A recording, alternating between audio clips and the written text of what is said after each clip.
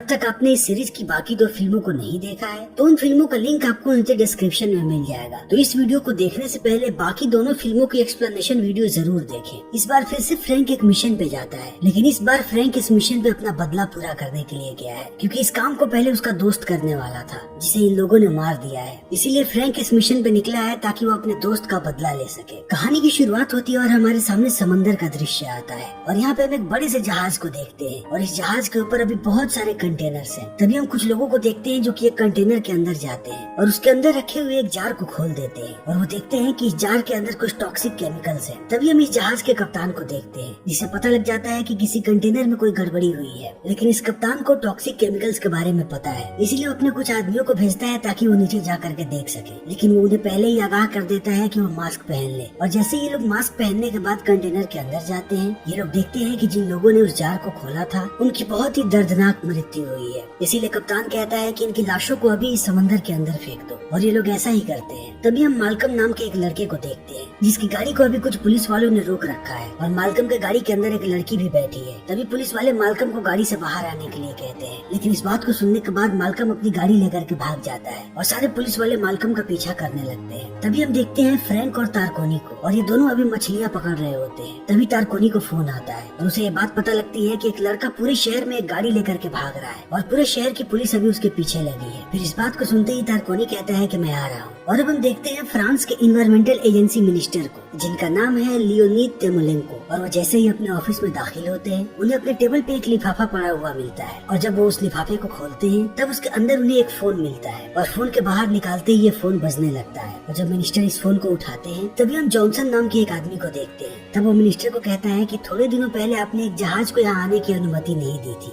मुझे लगता है कि आपको इस बात पे फिर से विचार करना चाहिए, क्योंकि आपकी एक बहुत ही कीमती चीज हमारे पास है। और इतना कहने के बाद जॉनसन फोन काट देता है और मिनिस्टर एक लंबी सोच में पड़ जाता है। तभी हम फ्रैंक को देखते हैं जो कि अपने घर में लेटा हुआ है। तभी अचानक एक गाड़ी उसकी दीवार को तोड़ते हुए उसके घर के अंदर चली आती है और फ्रैंक समझ नहीं पाता है कि आखिर ये गाड़ी यहाँ पे क्या कर रही है। लेकिन वो जैसे ही गाड़ी के पास जाता है, वो देखता है कि इस गाड़ी को मालकम चला रहा है और मालकम अभी पूरी तरीके से घायल है। मालकम फ्रैंक का दोस्त है, इसीलिए फ्रैंक झट से एम्बुलेंस को बुलाता है। और अब यहाँ से कहानी फ्लैशबैक में जाती है और हम फ्रैंक को देखते हैं जो कि एक आदमी के साथ डील कर रहा है और वो आदमी फ्रैंक को एक काम देता है, लेकिन फ्रैंक कहता है कि मैंने अब इस काम को छोड़ दिया है। तब वो आदमी कहता है कि तुम जानते हो कि मैं किसके लिए काम करता हूँ? मैं जॉनसन के लिए काम करता हूँ। तब फ्रैंक कहता है कि तुम चाहे जिसके लिए भी काम करो, मैं अब इस काम को नहीं करता, और अगर तुम्हें इस काम को करवाना है तब तुम्हारे इस काम को मालकम नाम का एक लड़का कर सकता है। और इतना कहने के बाद फ्रैंक वहाँ से जाने लगता है। तभी वो आदमी उठ खड़ा होता है और उसके बहुत सारे लोग फ्रैंक को घेर लेते हैं और जल्दी वो फ्रैंक पे हमला करने लगते हैं, लेकिन फ्रैंक उन सबको मुंह तोड़ जवाब देता है और जल्दी उन्हें धूल चटा देता है। और अब कहानी फिर से वर्तमान समय में आ जाती है और फ्रैंक जाता है मालकम के पास और उससे कहता है कि तुम फिक्र मत करो, तुम्हें कुछ भी नहीं होगा, क्योंकि जल्दी यहाँ पे एम्बुलेंस आता ही होगा। तभी यहाँ पे एम्बुलेंस आ जाता है और फ्रैंक मालकम को गाड़ी से बाहर निकालने लगता है, लेकिन मालकम बार बार कहता है कि मुझे गाड़ी से बाहर मत निकालो, मैं गाड़ी के अंदर ही ठीक हूँ। लेकिन ये लोग मालकम को लेकर के चले जाते हैं। तभी मालकम के जाते ही फ्रैंक देखता है कि इस गाड़ी के पीछे एक लड़की भी है, इसीलिए फ्रैंक उस लड़की को भी गाड़ी से बाहर निकालने लगता है। तब वो लड़की कहती है कि मैं गाड़ी से बाहर नहीं जाऊंगी। तब फ्रैंक को लगता है कि जरूर कुछ गड़बड़ है, तभी ये लोग गाड़ी से बाहर नहीं जा रहे। तभी वो लड़की अपने हाथ में एक ब्रेसलेट दिखाती है और फ्रैंक समझ जाता है कि यहाँ पे बॉम्ब लगा है, इसीलिए वो भाग करके जाता है एम्बुलेंस को रोकने के लिए। तभी एम्बुलेंस में बड़ा सा ब्लास्ट होता है और इस ब्लास्ट में मालकम की मृत्यु हो जाती है, इसीलिए फ्रैंक गुस्से में वापस आता है उस लड़की के पास। तभी पीछे से आकर के एक आदमी फ्रैंक के सर पे वार करता है और फ्रैंक बेहोश हो जाता है। और जब फ्रैंक की आँख खुलती है तो अपने आप को एक नई जगह पे पाता है और वो देखता है कि उसके हाथों में भी एक वैसा ही ब्रेसलेट लगा दिया गया है जैसा ब्रेसलेट उस लड़की के हाथों में था।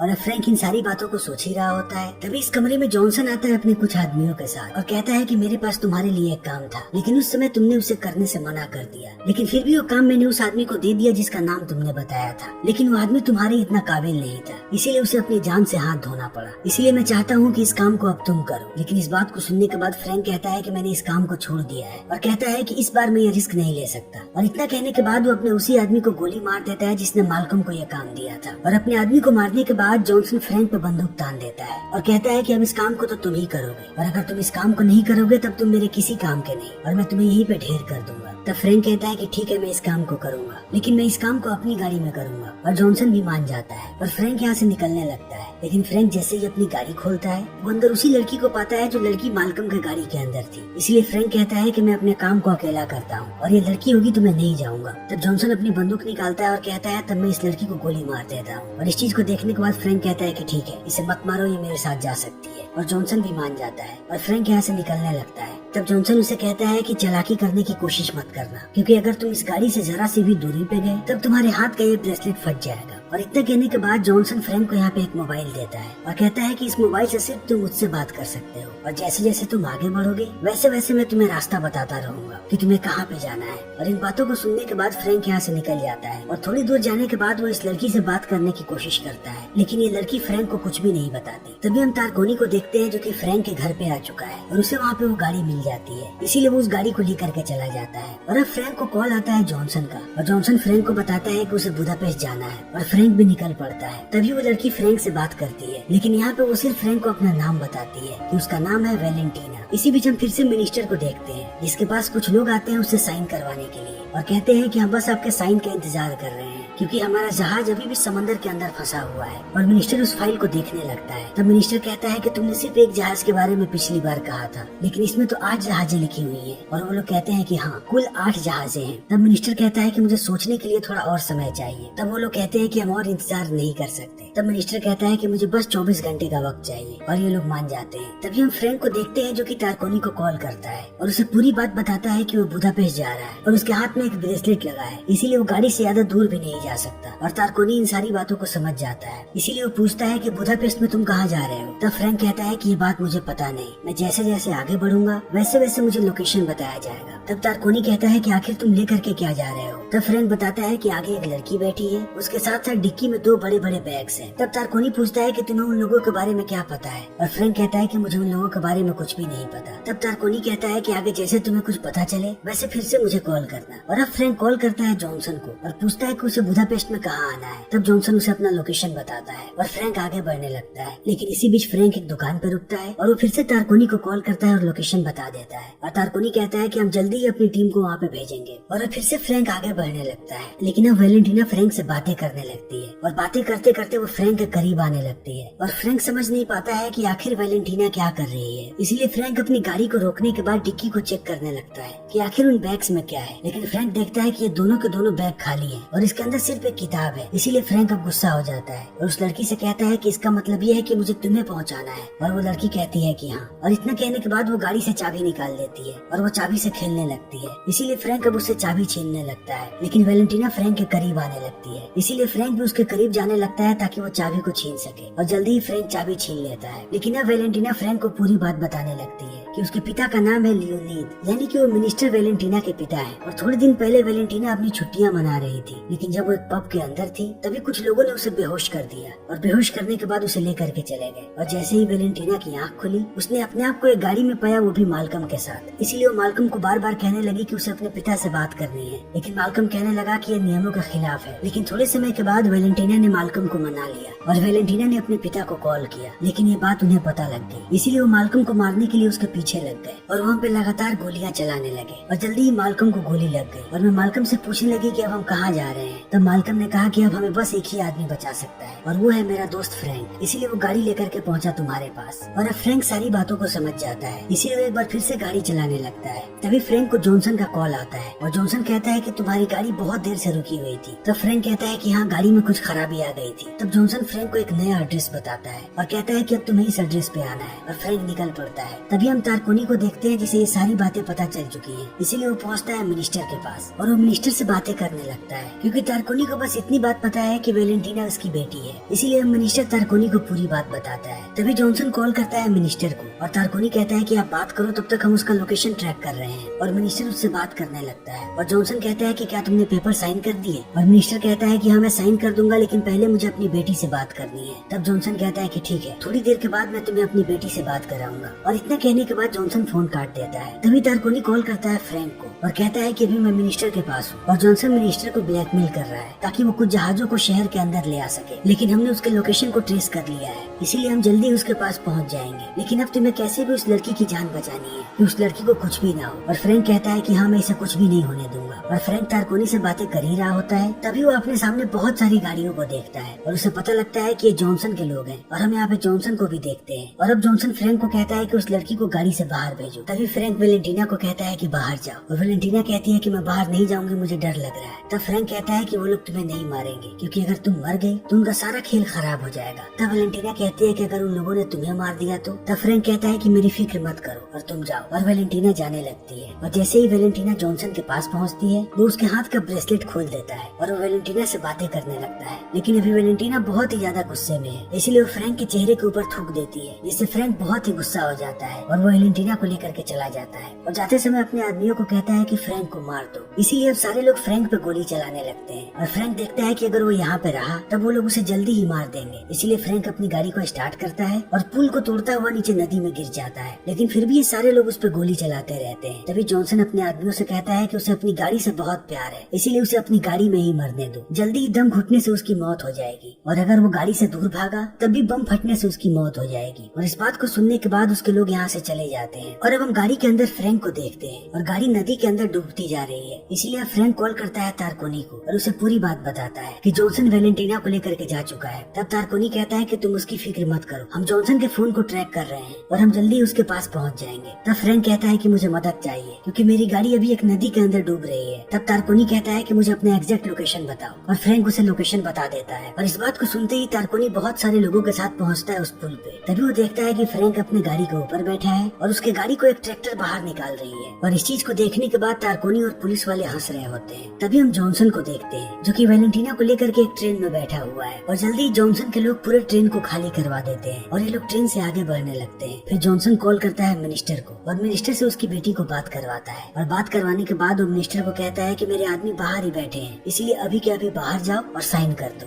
और अगर तुमने ऐसा नहीं किया तो मैं अभी के अभी वेलेंटीना को मार दूंगा। और इस बात को सुनने के बाद मिनिस्टर बाहर जाता है जहाँ उसे जॉनसन के लोग मिलते हैं। तभी जॉनसन अपने आदमियों को कॉल करता है और कहता है कि अभी के अभी साइन हो जाना चाहिए और वो लोग कहते हैं कि ठीक है। तभी हम तारकोनी को देखते हैं जो फ्रैंक से कहता है कि अभी अभी कॉल किया था जॉनसन ने और उसकी मदद से हमने उसके लोकेशन को ट्रेस कर लिया है। और फ्रैंक पूछता है कि वो लोग कितनी दूरी पे हैं। तब फ्रैंक कहता है कि ज्यादा नहीं, वो लोग बस पास ही हैं। और फ्रैंक निकल पड़ता है उनके पास जाने के लिए। तभी हम मिनिस्टर को देखते हैं जो कि जॉनसन के लोगों को कहता है कि मुझे एक बार फिर से इस कॉन्ट्रैक्ट को पढ़ना है और वो इनका वक्त जाया करने लगता है। इसी बीच फ्रैंक पहुंच जाता है उस ट्रेन के पास और जैसे ही वो ट्रेन फ्रैंक के गाड़ी के करीब आती है, फ्रैंक अपनी गाड़ी को कुदा देता है ट्रेन के ऊपर, लेकिन जल्दी ही जॉनसन को पता लग जाता है। इसीलिए वो अपने सारे आदमियों को कहता है कि फ्रैंक अभी भी जिंदा है, इसीलिए सब चौकन्ने हो जाओ और उसे मार गिराओ। फिर जैसे ही फ्रैंक ट्रेन के अंदर घुसता है, जॉनसन के सारे लोग उस पर हमला कर देते हैं और इस चीज का फायदा उठा करके वेलेंटीना यहाँ से भागने लगती है और वो एक दूसरे कंपार्टमेंट में चली जाती है। तभी ये लोग फ्रैंक पे हमला करने लगते हैं, लेकिन फ्रैंक यहाँ पे अपना कमाल दिखाता है और वो एक एक करके जॉनसन के सारे लोगों को मारने लगता है और देखते ही देखते वो उसके सारे लोगों को मार देता है। और सारे लोगों को मारने के बाद फ्रैंक बढ़ता है जॉनसन की तरफ, लेकिन वो जैसे ही जॉनसन के पास जाता है उसके ब्रेसलेट में लाल बत्तियां जलने लगती हैं और वो समझ जाता है कि वो गाड़ी से बहुत दूर आ चुका है और अगर उसने एक कदम भी आगे बढ़ाया तब वो ब्लास्ट हो जाएगा। और इस चीज को देखने के बाद फ्रैंक रुक जाता है, लेकिन जॉनसन उसे गुस्सा दिलाने लगता है ताकि वो आगे आए और वो ब्लास्ट हो जाए, लेकिन अब फ्रैंक पीछे हटने लगता है और देखते ही देखते वो ट्रेन से बाहर निकल जाता है। तभी वेलेंटीना यहाँ से भागने लगती है। तब जॉनसन उसे कहता है कि अब तुम मेरे किसी काम की नहीं, क्योंकि तुम्हारे पिता ने उन पेपर्स पे साइन कर दिया होगा। और जॉनसन ये बातें कर ही रहा होता है तभी फ्रैंक अपनी गाड़ी को लेकर के घुस आता है ट्रेन के अंदर और वो अपनी गाड़ी को एकदम इनके पास ले आता है और पास आने के बाद वो जॉनसन पे हमला कर देता है और जॉनसन भी फ्रैंक को मारने लगता है और अब इन दोनों के बीच घमासान लड़ाई होने लगती है। लेकिन जल्दी ही फ्रैंक जॉनसन को घायल कर देता है और उसके हाथ से इस ब्रेसलेट की चाबी ले लेता है और वो इस ब्रेसलेट को खोलता है और फिर जॉनसन के हाथों में इस ब्रेसलेट को लगा देता है और ब्रेसलेट पहनाने के बाद वो जॉनसन को अपनी गाड़ी से बांध देता है और गाड़ी को धक्का दे देता है ताकि गाड़ी ट्रेन से नीचे गिर जाए। और इतना करने के बाद फ्रैंक वेलेंटीना को लेकर के यहाँ से भाग जाता है। तभी जॉनसन अपने हाथ को खोल लेता है और वो गाड़ी से उतर जाता है, लेकिन गाड़ी चलती हुई ट्रेन से नीचे गिर जाती है और जल्दी ये गाड़ी ट्रेन से बहुत दूर चली जाती है। और ये गाड़ी जैसे ही ट्रेन से दूर जाती है